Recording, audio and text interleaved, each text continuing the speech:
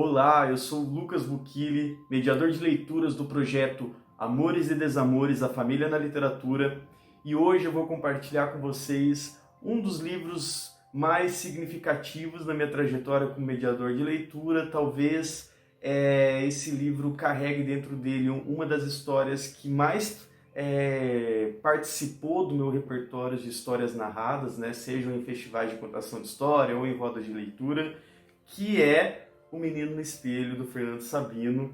Essa edição através da editora Record. É um livro muito lido, muito distribuído no Brasil. A gente sabe, né, que no Brasil a distribuição de livros é uma questão bastante complexa, até por se tratar também de um país continental. Mas O Menino no Espelho é um livro frequentemente encontrado em livrarias públicas, privadas, em bibliotecas, enfim. Eu gosto muito desse livro. Tem um capítulo em especial que eu leio e medi bastante, que é o Galinha ao Molho Pardo, que inclusive tem curta-metragem na internet. O próprio livro já virou longa-metragem, é possível de vocês encontrarem.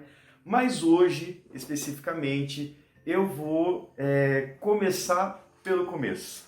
Eu vou ler o prólogo desse livro, que se chama O Menino e o Homem. Esse livro é dedicado à irmã dele, a Berenice, a irmã do Fernando Sabino, né?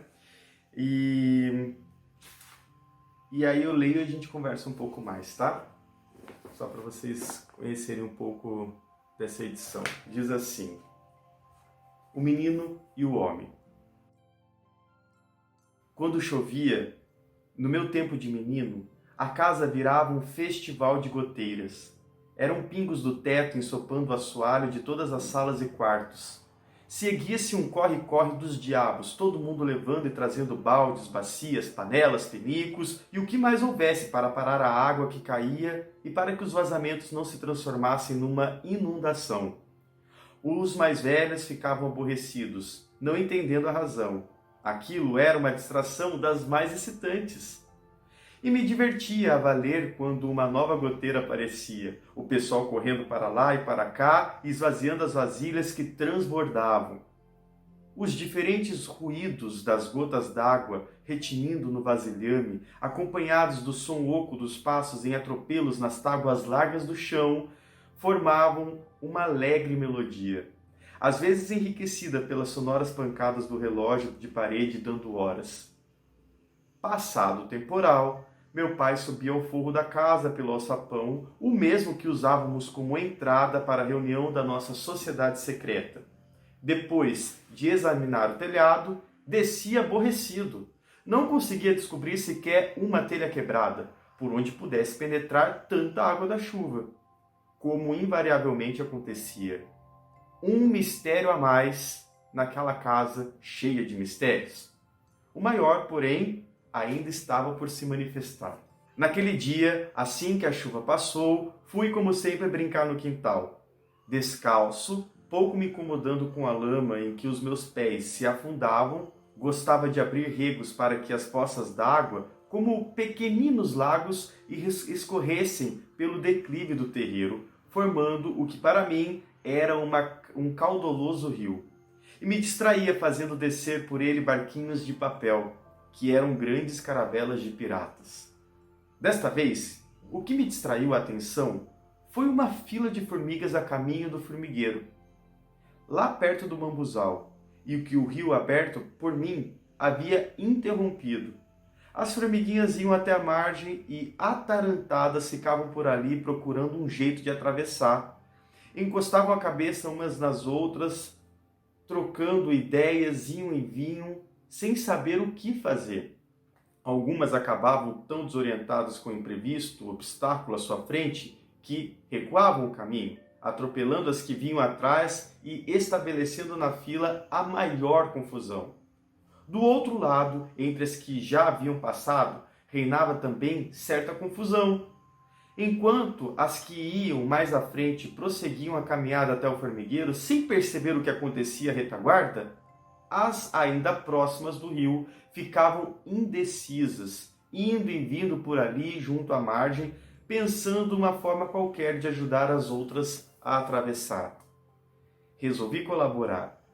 Apelando para os meus conhecimentos de engenharia, Em poucos instantes construí uma ponte com um papelão de bambu aberto ao meio e procurei orientar para ela, com um pauzinho, a fila de formigas. Estava empenhado nisso quando senti que havia alguém em pé atrás de mim. Uma voz de homem que soou familiar aos meus ouvidos perguntou: "O que é que você está fazendo?" Sem me voltar, tão entretido estava com as formigas, expliquei o que se passava.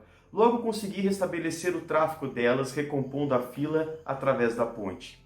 O homem se agachou ao meu lado, dizendo que várias formigas seguiam por um caminho, uma na frente de duas, uma atrás de duas, uma no meio de duas, e perguntou: "Quantas formigas eram?" Pensei um pouco, fazendo cálculos. Naquele tempo eu achava que era bom em aritmética.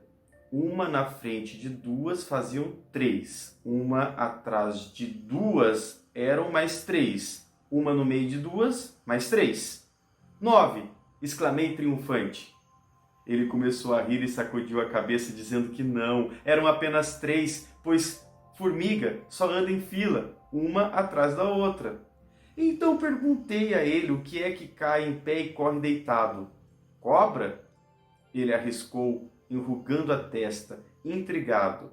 Foi a minha vez de achar graça. Que cobra que nada, é a chuva. E comecei a rir também. Você sabe o que é que caindo no chão não quebra e caindo na água quebra? Sei, papel. Gostei daquele homem. Ele sabia uma porção de coisas que eu também sabia. Ficamos conversando um tempão, sentados na beirada da caixa de areia, como dois amigos, embora ele fosse 50 anos mais velho do que eu, segundo me disse. Não parecia. Eu também lhe contei uma porção de coisas. Falei da minha galinha Fernanda, nos milagres que um dia andei fazendo e de como aprendi a voar como os pássaros. A minha aventura de escoteiro perdido na selva, as espionagens e investigações da sociedade secreta Olho de Gato, o sósia que retirei do espelho, o birica, valentão da minha escola, o dia em que me sagrei campeão de futebol, o meu primeiro amor, o capitão Patifaria, a passarinhada que Mariana e eu soltamos. Pena que minha amiga não estivesse por ali para que ela o conhecesse. Levei-o a ver Godofredo, em seu puleiro. Fernando, berrou o papagaio, imitando a mamãe. Vem pra dentro, menino, olho sereno. Indemburgo apareceu correndo a agitar o rabo. Para surpresa minha, nem o homem ficou com medo do cachorrão, nem este o estranhou. Parecia feliz. Até lambeu-lhe a mão. Depois mostrei-lhe o pastofe no fundo do quintal, mas o coelho não queria saber de nós, ocupado em roer uma folha de couve. O homem disse que tinha de ir embora. Antes queria me ensinar uma coisa muito importante. Você quer conhecer o segredo de ser um menino feliz para o resto de sua vida? Quero, respondi. O segredo se resumia em 3 palavras, que ele pronunciou com intensidade, mãos nos meus ombros e olhos nos meus olhos. Pense nos outros. Na hora achei esse segredo meio sem graça. Só bem mais tarde vim a entender o conselho que tantas vezes na vida deixei de cumprir, mas que sempre deu certo quando me lembrei de segui-lo, fazendo-me feliz como um menino. O homem se curvou para me beijar na testa, se despedindo. Quem é você? Perguntei ainda. Ele se limitou a sorrir. Depois disse adeus com um aceno e foi-se embora para sempre. Esse é o prólogo desse romance delicioso de ler, que é O Menino no Espelho, um romance autobiográfico também, pelo qual o Fernando Sabino passeia por memórias também ficcionalizadas, né, com uma dimensão ficcional muito instigante, um livro coberto de aventura, de mistério, de saudade, e é uma nostalgia também que dialoga com infâncias de diferentes gerações, né? Nesse prólogo, o Fernando Sabino ele já dá pinceladas de vários episódios, vários acontecimentos, circunstâncias que vão ser narrados e narradas no decorrer do livro, né? Desse romance. Agora, pensando, né, no conceito de família, já que o nosso projeto se propõe a isso, eu acho muito interessante, assim, meu olhar pelo menos fica bastante provocado a considerar a forma que o Fernando Sabino revisita, né, a sua memória e vai compondo, através das imagens, da arquitetura da casa, a sua memória de família, né? E eu gosto muito de pensar como que as nossas memórias familiares, né, a memória que nós temos sobre as nossas experiências em família, elas estão frequentemente associadas à arquitetura. Pelo menos comigo é assim.